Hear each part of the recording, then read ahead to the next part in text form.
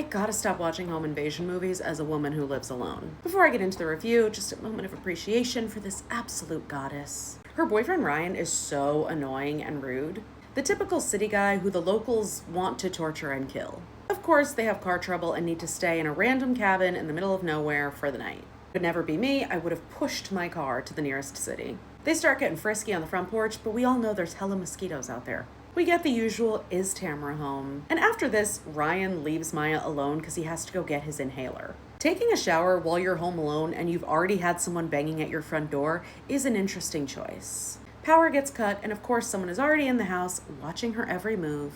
She sees Dollface and doesn't immediately call the police. And then Ryan comes back and they don't lock the front doors or the windows because men.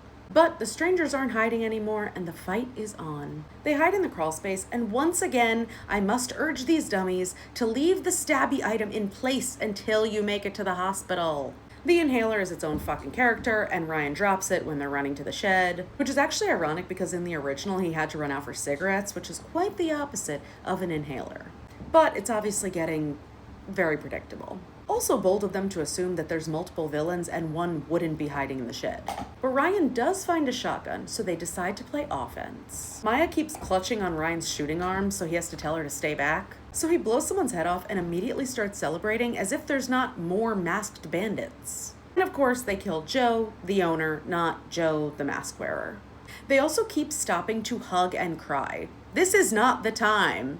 Ryan runs off into the woods instead of to the running car, and I already knew he had no survival skills, but come on, man. He finally catches one and decides to have a whole chat instead of just shooting her, so obviously he gets knocked out and captured.